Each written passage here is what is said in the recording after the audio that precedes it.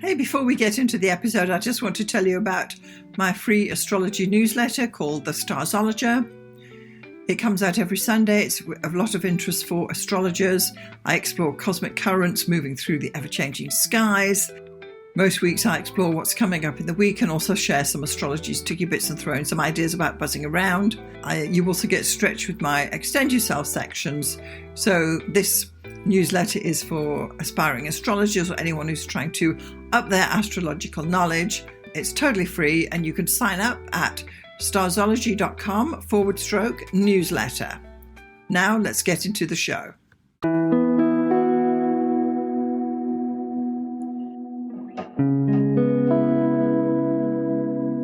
Welcome to the Starzology Astrology Podcast. I am your host, Alison Price, and I'm here with my good friend and co-host, Arwynne O'Neill. Hi, Alison. It's great to be here. So nice to have you once more. So in this episode, we're going to be talking about the sun through the houses. Yeah.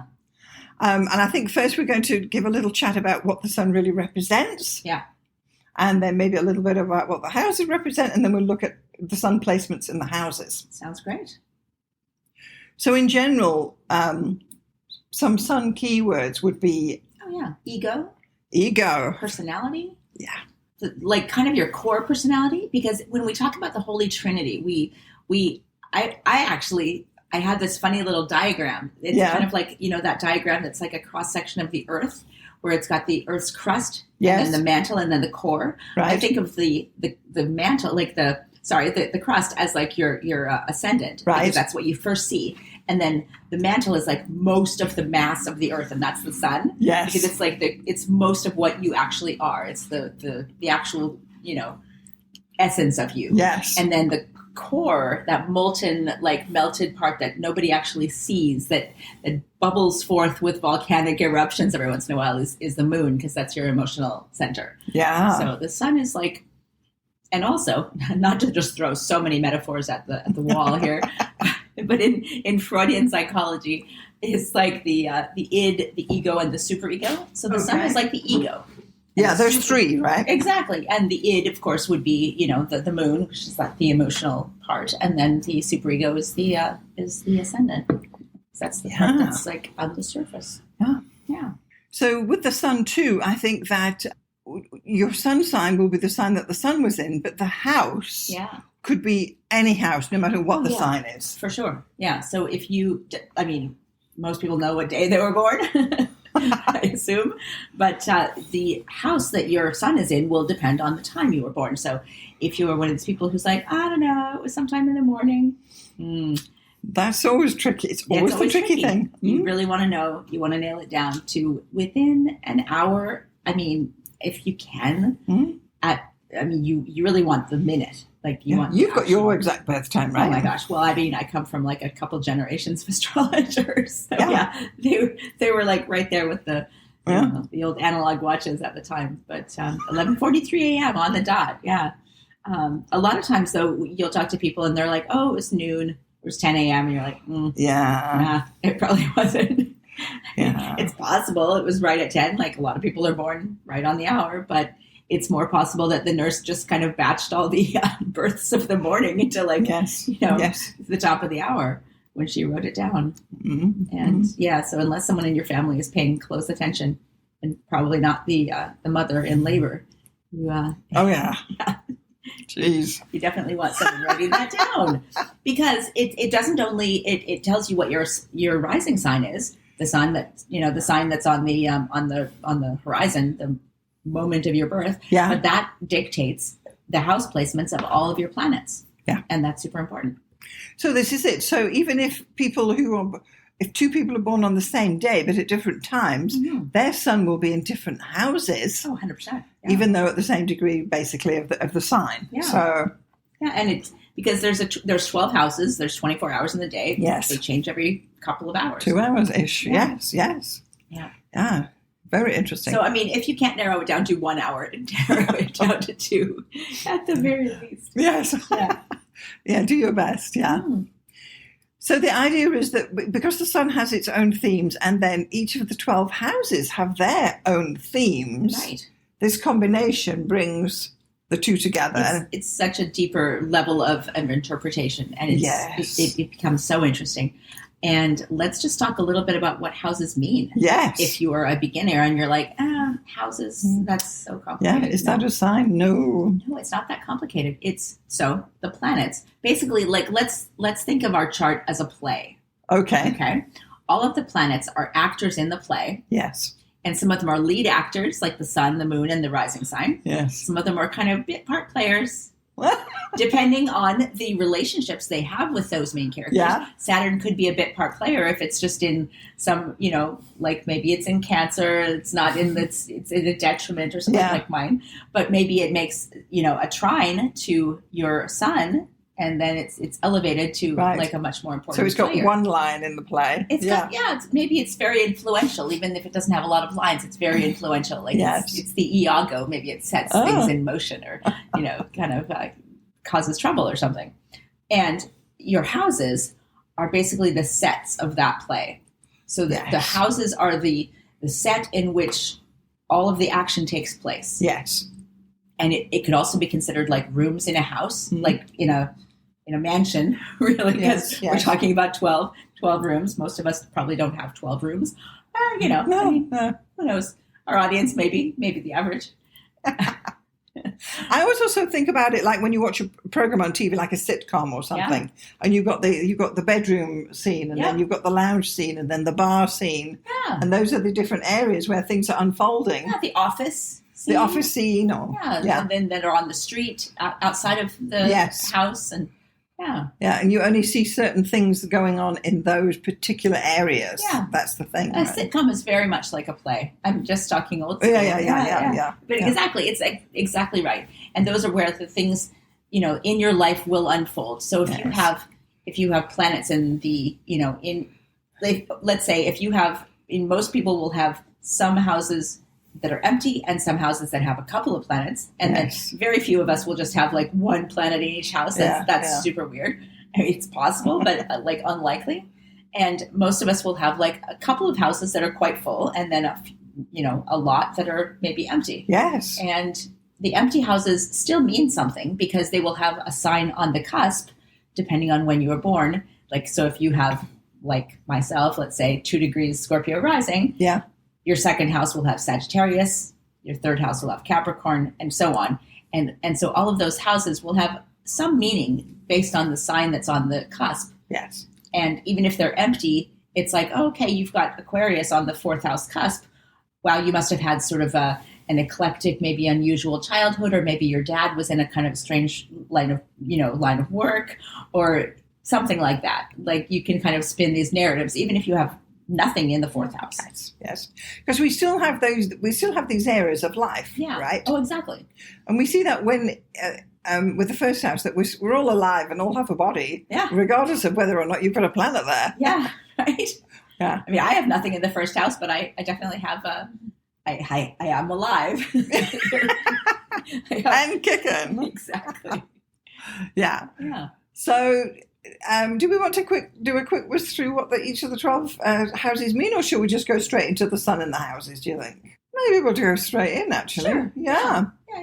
So we'll start with the first house, because we always do. Yeah. The first house is your ego, it's your personality, it's what people see of you, because that's where the rising sign is. Yes. But it's also kind of like any planet that's in the first house is really sort of elevated, because it is something that you are familiar with. So it's something that you carry with you as part of your personality. And the closer it is to the ascendant, the more important it is. Yes. It's like that Gauquelin sector thing. Oh, yeah, right. But also just because anything that's conjunct the ascendant is going within, like, say, 8 degrees is going to be super important. And even if it's not, that's like, it's still first house is super important. And then anything that's in the 7th house is important because that's a partnership thing. Anything that's in the 4th house has to do with your family life and your childhood. Yes. And then anything in the 10th house is also super important because that has to do with your career and your face to the outside world and the impression that you make in your professional realm and the influence that you have. Yeah. Yeah. I know when I first started learning astrology and we got the signs, then we got the houses, and to start with, I really couldn't differentiate between the two things. Mm-hmm. Because when you're starting, there's so much coming at you. And my mother was there as well, and she actually had Aries rising, so her first house was Aries, and none of it. She didn't have that shift, you see. Yeah. That most of us do if we don't have Aries there. Yeah. So there is a subtlety to it, but once you get the hang of houses, I think you really can lean into them because they'll tell you a lot of things, right? Totally. I mean, especially like the more curious you are as you're learning astrology, like the more you can just create these wonderful little stories within yourself about what each planet in a sign in a house, and there's a story there. There is. And if those planets are conjunct other planets, like maybe there's 3 planets in one house and they're in 2 different signs, and like, ooh, what's that story about? Like it's like that Three's Company thing, like, yes. Like maybe there's 2 girls and the guy living together, and they've got different personalities, but they kind of work together, and blah blah blah, and then you have this whole narrative going. It's neat. So this is it. So each planet will have its own theme, and each house has its own area of life. Yeah. So we're going to look at the sun specifically now in each of these houses. Yeah. So if you have the sun in the first house, like that's a great placement to have that. Yay. You have that? I do. Right. My partner has that. Does he? Yeah. It's like, it's what you see is what you get. Yes. And it's like a bold personality. You're not a shrinking violet. If you're in a class or like in a conference or in a meeting, sit at the front. You're going to be one of the people, like either, I mean, you might not even raise your hand to speak. You're like going to be one of the biggest contributors. You're definitely like in the room. No one's going to be just like, oh, is Alison there? No. You're just like, front center. But But it's okay. Yeah. It's a strong placement because I think of all the houses, the first house is the strongest, regardless. Yeah. So any planets there are particularly well placed, right? And the sun is, it's who you are, it's your beating heart, and it's what you see is what you get so often. Because is his ascendant the same as the sun? No, it's different. That's an interesting thing, But he's got Mercury conjunct his sun in the first house, so that makes it stronger even. Okay. Yeah. But in a different sign to the ascendant. Yeah. Oh, I can't recall his chart. Yeah, in this case, just in case you're like wondering if we're being secretive, it's because he has Scorpio sun and Mercury conjunct in the first house, but he has Libra rising, which kind of adds to that. Oh. He's got that charming Libra rising, but he's also like super Scorpio rising, and it's right there, like on the surface. Yeah. It's right there. Oh, that's a very interesting one because he's like cloaked, isn't he? Yeah, cloaked in charm and and balance. Yes. Well, they say that Libras can send you to hell, and you actually look forward to the journey. Yeah, you're like, oh, I'm quite hell. Yeah, but in general, the sun in the first house is going to be, I want to say, the world revolves around you, I'm afraid, and what you want and what you want is definitely a key word for the sun. Yeah, for sure. Yeah. So I have a book. It's shocking. It is The 12 Houses by Howard Sasportas. And I know I've quoted from this before. Oh, it's the backbone of everyone should have it. It's wonderful. I'm just going to throw out a couple of keywords here. I'm not going to like read massive, amounts of tomes from this. So we're still on the sun in the first house, right? Yeah, I'm just going to throw that in. And he says basically you're gaining supremacy over the darkness when you have the sun in the first house. You're like, it's the sun, and it's a stimulating effect. And it's influential. You catch other people's attention. You have vigor, enthusiasm, and the determination to make something of yourself. So these people have their place in the sun, and they need to be appreciated and respected for what they do, create, or make happen. They should not go unnoticed, and they have a desire for recognition. So I like that. That's great. Yeah. Yeah.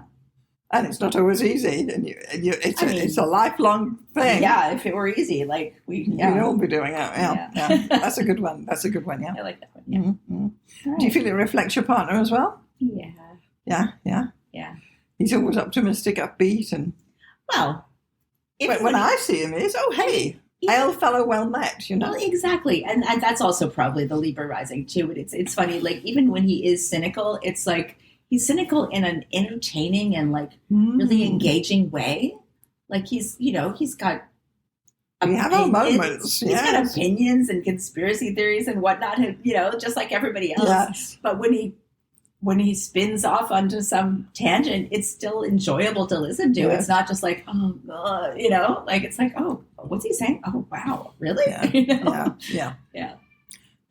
Excellent. Yeah, that's good. All right. Let's have a look at the sun then in the second house. Yeah.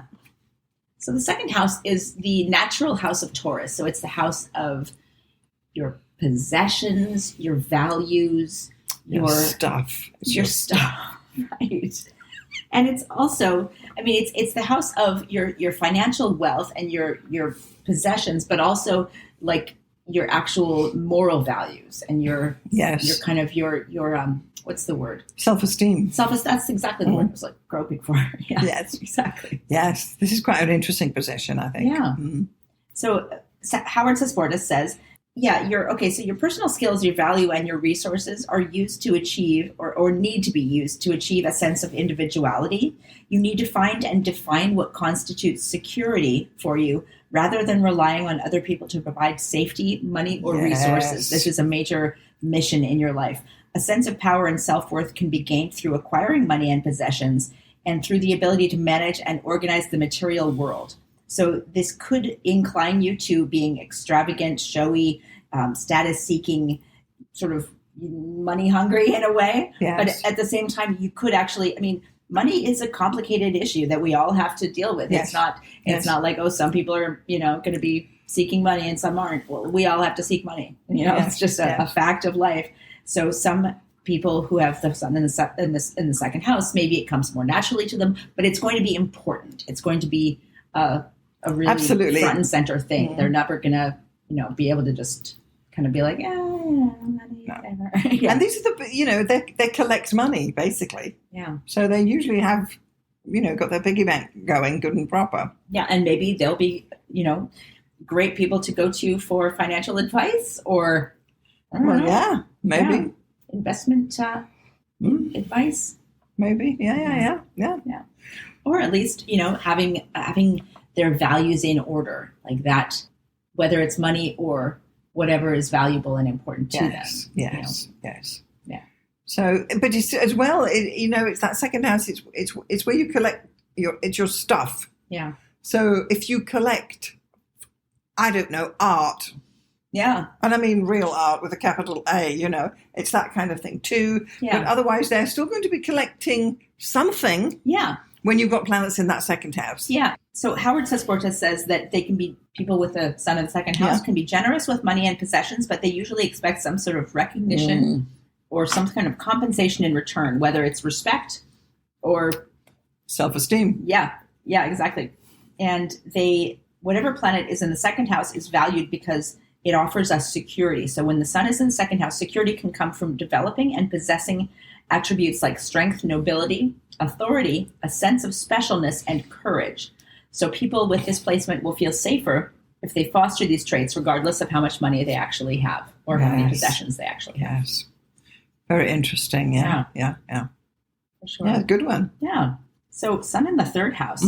Sun in the third house is about developing your thoughts and your perspectives and your ability to communicate and learn and share your knowledge with others. So it's almost like however clever and articulate the wealth of knowledge that you have, that is your biggest asset, really, with the sun in the third house. Yeah. And if you can disseminate that to others and put yourself forth as like a fountain of knowledge. A fountain of knowledge, a thought leader or an expert in any kind of field. You will feel better about yourself, and you will, regardless of what kind of career you have or what status you achieve, you will feel. Yes. These people are not ignorant. They know. No. I think they know a little bit about a lot of things. Yeah, for sure. Not the specialist at all. It's more the generalist. Yeah. And I think you get this like with, newspaper reporters or what they call journalists, if we still have them. I don't know. Social media. And well, there you go. Yeah. It's what that, and teachers, of course, are totally in this area where we've got their knowledge and their for sure. putting their knowledge into the minds of others. Yes, yeah. And I mean, we haven't really talked about afflicted or badly aspected suns in their houses yet. But one of the things you'd want to look for if you have any kind of learning disabilities or difficulties with language or, I don't know, kind of any kind of communication impediments.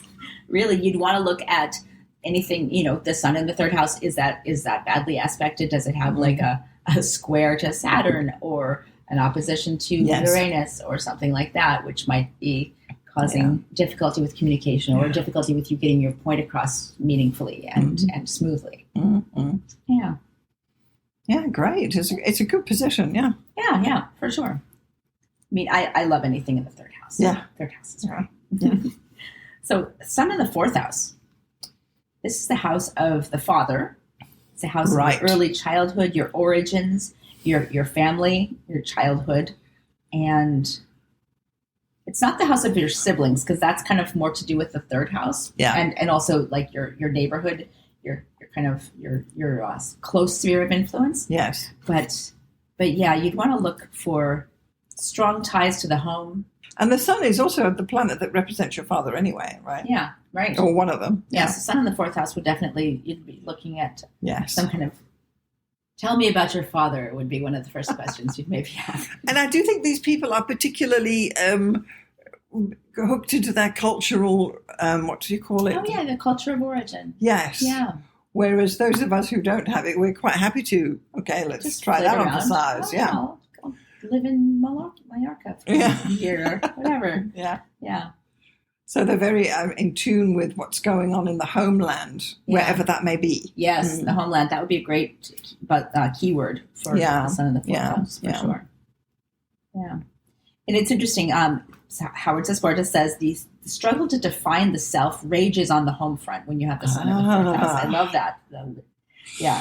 So what's it like living with this person? Right.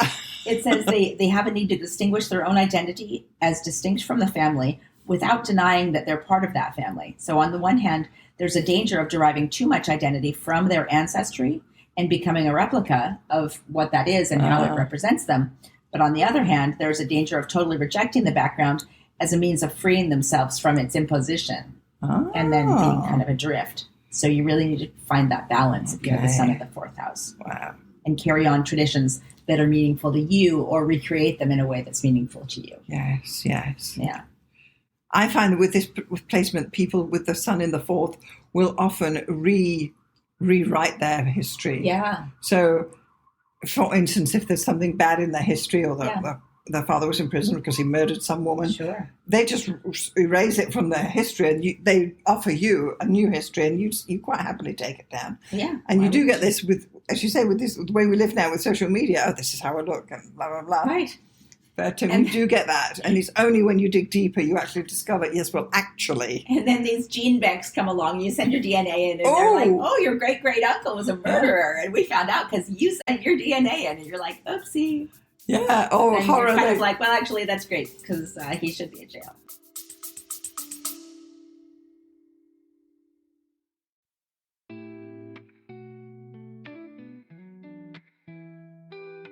For those of you interested in a little more, I'm now offering online astrology seasonal sessions. So there's one session in each of the solar seasonal mid-months, which will be February, May, August and November. I'll be chatting about advanced astrology topics through a Zoom presentation. If you're interested, check out the link for my seasonal sessions in the show notes below. Now back to the episode.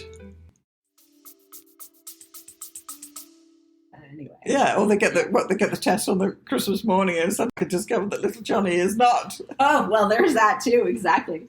So yeah, if you have sun in the fourth house, it's super important to recognize your history, but yet also forge your own identity. Exactly. Separate, especially from any kind of, toxic or overwhelming or negative aspects that you may have in your childhood, and to understand that they don't necessarily have to define you, and just you can go ahead and rewrite it. Go ahead and rewrite it. Why not? We'll believe it. That's fine. We'll swallow it whole line and sink it. Why not? As long as it's well written. No spelling mistakes. No typos. No typos. Yes, typos. All right, so Sun in the 5th. Yeah. So how about the sun in the 5th house now?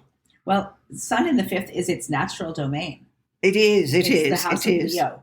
So, it's a good place. Yeah, absolutely. Some form of artistic expression is absolutely advised, it says here. And you may or may not be like a budding artist or musician or something like that. You may have a playful nature that is super important. You may like be an improv king or do burlesque as a hobby or have a child that is artistic. Yes. Yes, the artistic child. And then you have to drive them to their pottery recitals and their pottery classes or buy them a ring light so they can be an influencer on their own little channel. There you go. Oh my goodness. Yeah. Yeah. And also it's the house of love affairs. Oh, that's exciting. And the flirting. Yes. The flirting. Exactly. Yeah. And gambling. I mean, flirting is gambling. True. It's all a gamble. It is. Yeah. Well, yeah, the love life, right? It's funny. The example that's given here in this book is Richard Burton for having a son in the 5th house. Oh. Aw, so charming. Gosh. Love affairs. Yeah. Yeah, I don't know anyone off the top of my head who's got the sun in the 5th. Mm-hmm. Yeah, I mean, it seems like a good one, though. Yeah, I think so. It says, though, that there is one danger to look out for, aside from just flirting too much or gambling too much. And that is that the parent with this placement may attempt to live out their life too much through their child. Oh. So the pageant the mom. Helicopter mom. The helicopter mom, the pageant mom, the tiger mom. Yes. Yeah, the one that locks their kid in the room and makes them take the violin lessons and wants them to be a prodigy because they couldn't do it themselves. I look after their cubs. Don't come near my cubs. Yeah. I mean, that's the good side of it. Yeah. Be defensive of your children, but yeah. Don't live through them. No, do not. Sun in the 6th house. Sun in the 6th house. Yeah. Daily grind. Work. Yeah. Yeah. Well, it says they need to form a good relationship with their body. The respecting the physical vehicle is a lesson that they must learn sooner or later, it says. Wow. Unfortunately, this is something we all obviously need to do, but this may come to a head sooner or later with this placement. Mm-hmm. And health difficulties can arise if you aren't just very aware of what you're doing, health and consumption-wise. Yeah, what you're eating and your exercise. Yeah, really. Maintaining good health is super important. And also being healthy in your choices of what you do on a daily basis. Like if you are working in a job that is soul-crushing, your health will suffer. It's not cool to just say, oh, that's work. I'm going to compartmentalize. Yes, I'm a hero. I'm going to go to, No. Funny enough, in my relocated shop for Vancouver, because I was born in England, the sun is in the 6th house. Mm-hmm. And since I've been in the city, all I've done is work. Whereas before, my life was a bit more laid back. But even in Toronto, it was laid back. But here, it's every day. Yeah. So you do get a bit of a taste for that. Yeah. Because, I mean, I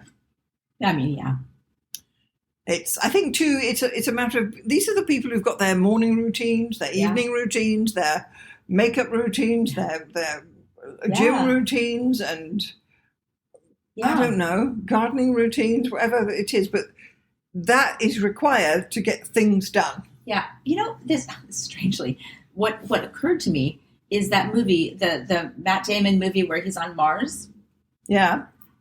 And like how he just makes lists and he comes at it from this totally analytical point of view of like, okay, here's how I'm going to get rescued. And then he just sets forth with like planning and list making and like this analytical, like ritualized sort of, that's a very sun in the 6th house kind of approach. It's like, okay, I'm not going to panic. Absolutely. I'm not going to flail. I'm not going to, seek anyone's help. No, I can do this and I'm going to do it because I know the steps, And I think too, these can be these productivity guys who, they've got their calendar and their Notion templates and or whatever it is, and multiple ways of what's the other thing called? Asana. Oh. And they're all connecting together, and not a minute is going to waste in the day. The 5 a.m. wake her up person. Like they say on The Bear, every second counts. Yeah. Yeah, well, yes. Whereas the rest of us just are writing on the back of an envelope. But, But it's required, and it makes them happy to do so, I think. So, let's not knock it, No, exactly. I mean, even like to a smaller degree, like people who have like a Fitbit, and I did this for a couple of years, and then I'm like, okay, I've got it, But like literally recording every calorie in and every calorie out, like, whoa, that whole thing. Yes. Yes. Yeah. Rituals. Yeah, I've started rituals this for health. Rituals for. I've started this thing about counting steps, and I'm thinking, who cares? At the end of the month, who cares? I've taken those steps or you haven't. And recording them doesn't change that. Yeah. But the urge to record remains. So when I first started doing that, if I hadn't reached like the amount of steps I had laid out for myself in the app or whatever, I would literally like pace around the couch. These 30,000 steps a day people and whatnot. Oh, good Lord. Yes. Yeah. It's because they can measure. Yeah. Whereas in the other houses, you can't measure what you're doing so much. But you can measure your steps. You can measure how many words did I write? How many miles did I row? Yeah. Or you have anything in the 6th house? No, nothing. No, I've only got Chiron, so that's probably why this whole thing just seems so horrific to me, even though I'm a Virgo, and that's the natural house. And you definitely get your steps in, and they are steps. I do, but for some reason, the idea of counting, like, I hate going to the gym because I hate counting reps. I would way rather do something where I'm just engaged into that activity, and then I do it until it's done. That's why I love doing the stairs, because I don't have to count. I just go up the stairs, and when I'm at the top, it's done, And I go back to the bottom. Do you know how many stairs there are? Yeah, your 6th house son would know that 800 and something steps. Exactly. I counted one time because Roger asked me. He was like, "How many stairs are there?" I'm like, I don't know. What is it, 14 a flight? Or I don't know. Yeah, it's something. It's an office building. It's not, residential. Oh, right. Yeah, so I don't know. Anyway, and he's like, well, how long does it take you? I don't know. I don't care. Questions, yes, but your son in the 6th house person would know exactly what the answers are. Yeah. For some people, it's more the quality than the quantity, but the quality comes through the quantity for this person in the sun in the 6th house. All right. Yeah, sun in the 7th. Yes. So that is the house of partnership. Uh-huh. So this is a tricky placement. Yeah, it's you really need to find yourself through your partnerships, but also find yourself through what you're looking for in a partner can sometimes help you define yourself. Yes. If you don't have will that you partner. Change in a partnership, or are you going to remain? Oh, I mean, I would think the person with the sun in the 7th is always going to change with that partner. Yeah. There'll be a different person every partner they have. Yes. Yeah. I mean, I'm that way, and I don't even have the sun in the 7th house, but yeah, I mean, I have Venus in Libra, so yeah. I think it's a tricky position because the sun is your individuality. Yes. Yeah. And it's all about me with the sun. Whereas with a partnership, you have to think about them. Yeah. Or you. And or you're looking at them and going, me? Yes, but what about me? Yeah. So tricky placement. But it clearly can work. Obviously it does. For sure. Yeah. I mean, 1 in 12 people have it. I mean, Absolutely. Yeah. And it's about finding yourself through either the help of others, right, or through your service to others. And I don't mean service in like a 6th house way, but I mean in the sense of like a partnership is always a collaboration. It's always a compromise, but in a good way, because if we all just stayed that egocentric sun in the 1st house, kind of like me, the me phase of like the toddler, we would never develop as people, so we all develop through our partnerships and our relationships with other people to some degree, but the sun in the 7th house more than anyone. Yeah. So I also think that if your partner has the sun in the 7th house, you as the other person have to, I won't say bow down, but really you're going to have to acknowledge them and aren't you marvelous and you're looking good today, because they're going to need that. Yeah, and you also have a great deal of responsibility if you have a partner who has the sun in the 7th house, because so much of their personality is bound up in how successful their relationship is. Yes. And if you fail The to acknowledge, Joneses. I mean, if you fail to acknowledge that, if you're just like, we're fine, that's not cool for the person with the sun in the seventh house, and it's not necessarily about putting that partnership on a pedestal in front of, comparing yourself to other couples or other partners, but it is important that they feel as though they've made the right choice and that they are expressing themselves properly and elevating themselves through that relationship. And if you are with that person and failing to sort of reflect that back at them, that's a problem. Yes. Yeah. That is very, yes. Yeah. Interesting position. Yeah. And this can be a really good, interestingly, if you are seeking counseling or some kind of a partner, like help with your partnership. That there's no shame in that, obviously. Right. And that could be a really good, you could either be a really good marriage counselor with the sun in the seventh house, or you could benefit a great deal from that kind of counseling. Right. Even if you're not married yet, it might be. Or both, really. Yeah, exactly. Yeah. It might be, hey, let's go talk to someone. Let's get a mediator in here. There's no problem with that. Ah. Yeah. All right. So the sun in the eighth. Yeah. Eighth house is the house of death, sex, and taxes, isn't it? Yes. Yeah. The inevitables of life. Yeah. It's it's a tricky one. It's funny that the first sentence that I fell upon as I'm glancing down at this book is, at worst, this is a premeditated and conniving, although not unlike a formal invitation to a midnight feast at Count Dracula's castle. Whoa. But mostly these people just want to live a deep and meaningful life. Yes. I would say. They may be demanding, they may be drama queens, they may attract the wrong kind of attention. By their own actions. Yes. Yes. They could have an interest in the occult, in mysteries of life. I think these are the people too who you would say, well, you brought it on yourself because you did X, Y, and Z, Yeah.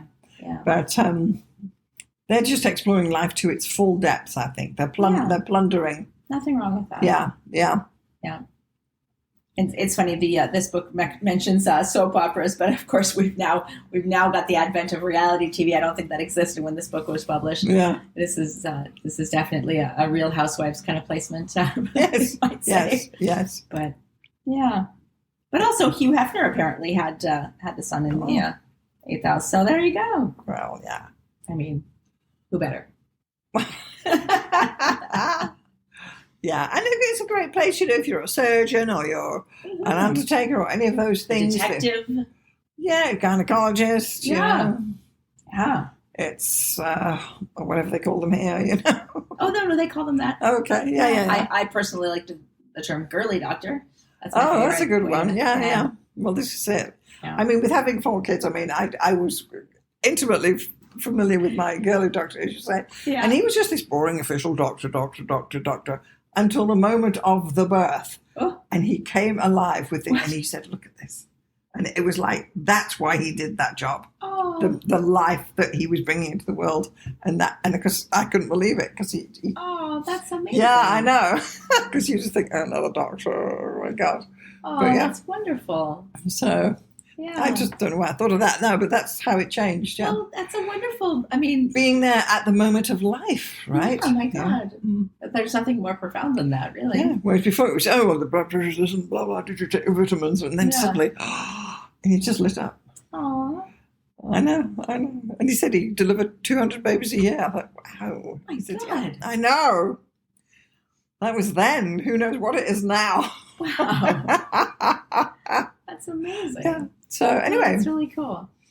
I mean, and on the flip side of that, not to be always like the Scorpio rising person, but no, I mean, because that is absolutely a wonderful way to express the sun in the eighth house. But on the other hand, everybody dies and everybody needs those types of services as well. And not everyone is equipped and capable of doing those things. So we all need someone who can be the person who does the autopsies or does the, what's the word? Embalming and the funeral directors and all that stuff, like, I my do. God. Yeah, I know. it's icky, and, we all going, yikes. Welcome to Untethered and Wanderwise, where adventure has no age limit. We're your co-host, Heidi Brandist and Nikki Mahundro, and we're here to inspire and celebrate women over 45 who are embracing their independence and want to explore the world on their own terms. You only come across these people at the critical times in your life. Absolutely, yeah. Or when you're watching Law and Order, which, well, let's face it, most of us do in some way or another. And what would we do without? Yeah. Yeah. Interesting. Totally. All right. Sun in the ninth. Yeah, sun in the ninth. So this is the natural house of Sagittarius. It's the house of adventure, travel, philosophy, libraries. Yeah, the law. Yeah, religion. Yeah. Oh, yes. My gosh. Yeah. So philosophy and religion can be a very important part of your personal identity with this placement. Sometimes I think they think they're God, That could be. Yeah. Yeah. You could be a philosopher or just a world traveler, or that person who's just kind of a nomad, like a modern nomad. Yeah. Never quite put they reckon they've always got their passport in their back pocket, whereas we're fumbling to find out, it's out of date, but the 9,000 people have their passports up to date and in their pocket, because you never know. Yeah, for sure.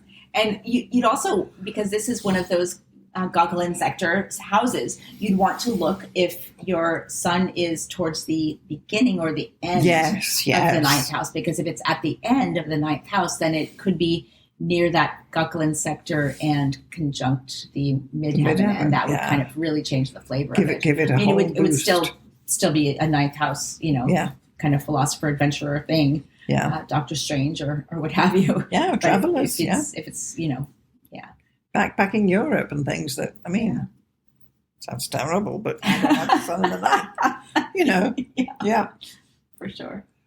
All right, sun in the 10th. Sun in the 10th. Put my hand up for this one. Oh, go Arwynne. That's me. Yeah, so your identity is bound up with your career and your professional achievements. And that is so true. Yeah. You want to have authority and have respect for what you do in the world, and you crave that kind of recognition and want to have some sort of meaning. Your mother may have been a really important influence in your life, because this is the natural house of the mother. Clearly, she is. Was and is. Yes. Yeah, totally. And you may fear the loss of your sense of placement in the world, and that can be if you don't have that kind of sense of public acclaim or achievement, or like where you are in the pecking order. Where you are, yeah, you can kind of feel adrift. Unfortunately, yeah. Interesting. So it can also be a place of fame. Yeah. And but you've just got to put yourself out there first, I think, to do that, right? Mm-hmm. Sun in the 11th. Sun in the 11th. This is the house of your social connections, your humanitarianism, your group affiliations, friendships. These are these social leaders, what they call them? Influencers. Yeah. Yes, they're going out there changing the minds of the masses. They don't know them. But the community organizer. Well, yes. Yeah, the union leader in the old days. Yes. Yeah. Whereas now it's the woman on, I don't know, Instagram or TikTok who's saying, hey, use this shampoo. Use this shampoo. Exactly. Look how shiny and bouncy my hair is. I mean, they've been saying that for 50 years. And, get whiter whites or whatever it is. Yes, ring around the collar. Everyone under 40 is going, what? What are they saying? Yes. Yeah. Whereas now it's how to put your mascara on or something, or how to get your fake lashes. Get your lashes on the right way. Yeah, exactly. Yeah. So it's influencing groups, it's spearheading, but not necessarily knowing the people. No. That's the thing with these group leaders, right? Yeah. And anyone who's really, I think, the figurehead for a movement. Yeah. Oh, the interesting example that Howard Sasportas gives is Upton Sinclair. And that's a super old school example, but he basically fought for legislation protecting the workforce against big industry in like ancient times. Okay. I think it was the meat packing industry and like how just gross and unregulated and horrific it was. And he wrote this very seminal work that just brought to light how awful the conditions were. And of course it's perfect now. The meatpacking industry, no problem, just solid as a rock. But there's always some cause that people can get behind. Yes, whatever it happens to be, and there's a lot going on at the moment. Yeah. But and they're going to be the people who are rallying the troops and saying what needs to be said. And a part of their identity is very much having that ability to have an influence and have a sense of sort of purpose and meaning and projecting that onto and others. being that person who actually speaks up about whatever it is. Or when they've got a demonstration in the city here. For sure, yeah. I got caught in one the other week and I got my back against the building. I thought, well, I'm just going to wait here till this lot gets passed. Yeah, for sure. Sun in the 12th house. Aha. Well, this is an interesting one. So the 12th house is not a super comfortable house for the sun. It's in the shadow. It is. And it's behind the door. Yeah. You can just see the light through the crack at the bottom. Yeah. There's something going on in there, but we're not sure what it is. Yes. Yeah. They may have some sort of creative outlet or some sort of psychic sensitivity or an institutional kind of affiliation, working in maybe a prison or working with the mentally ill or donating their time and volunteering in the in Vancouver, that would be the downtown east side or basically anywhere downtown. Dealing with I met a couple of them this morning when I went out. Oh, yeah. But I think, too, this can be your hermit person. Yeah. Who's quite happy to be by themselves and is alone but not lonely. Right. In the ivory tower or, or up a mountain in a cabin or sort of thing. For sure. Mystical, transpersonal. Yes. Little bit, maybe. I don't think the sun could shine very well in this house. No. So typically with this sort of chart, another planet's going to step forward and say, okay, look at me. Absolutely. Because this is another thing that's really important that we note, that the sun is never almost never just going to be by itself in a house, not being any aspects to anything. Very rarely will the sun make no aspects to anything else. That's I imagine. Incredibly unlikely. It can happen for sure, but most of us will have the sun aspecting something. Yes. If nothing else, probably Mercury. Yes. Because Mercury is never too far. But so the sun will have an outlet. And you don't have to like if you're thinking, oh no, I've got the sun in the 12th house, like I'm doomed. No, you're not doomed. No. Your sun is doing things. It's look at the sign that it's in, look at the aspects that it makes, and you will have other outlets. See where the energy will flow. Exactly. And maybe it's nice. Maybe it's a little quieter placement. Maybe you don't feel like you're constantly having to be on stage or constantly having to have a perfect relationship or a perfect child, or count every step and every calorie that you consume. Maybe the 12th house is a bit more relaxing than that. Yeah. No, that's interesting, isn't it? Yeah. Okay, well, this is great. We've gone through, we've been looking at the sun through each of the 12 houses and how it's likely to express itself. We've given a couple of examples of our charts, because we always do, and other people and whatnot.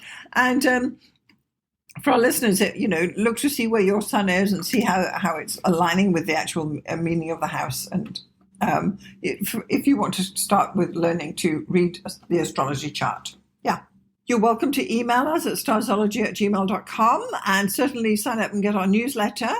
And do follow Arwynne, and Arwynne is at MsPink.net. That's MSPINK.net. I publish my new blog posts every Saturday, and I send out a newsletter, and you can subscribe. And yeah. And you're talking about? I am talking about art and politics and sociology and books. And, magazine.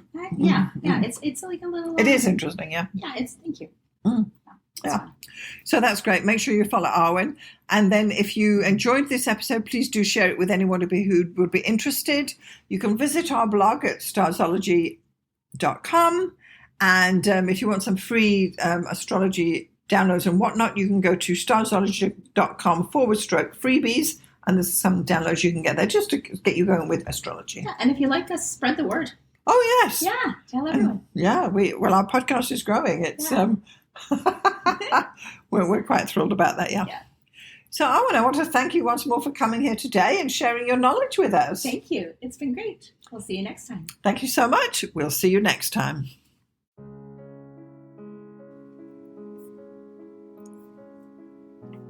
Thanks so much for getting this far through the episode. I just want to take a moment to tell you about the two main options of my astrology services. So the first one is coaching. If you are an aspiring astrologer, and by that I mean someone who's perhaps a hobbyist astrologer or someone who's learning astrology or a student, or you've got a few books and you've been doing it for a while, but perhaps you need a little bit of help to bring it all together, then maybe getting some astrological coaching from me would be the answer for you. The astrology coaching I offer is a 1-hour session on Zoom, and it's tailored to answer your particular questions. For example, if you have issues with natal chart readings, we can go there. Or if you're having problems working with your forecasting, we can go there. Or even basic astrology stuff, or even getting yourself organized for your astrology business. The idea is that astrological coaching will answer your particular questions. It's tailored specifically to you and where you are in your astrological journey.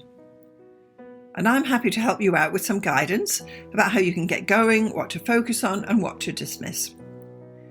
So that would be the astrological coaching for people trying to learn astrology.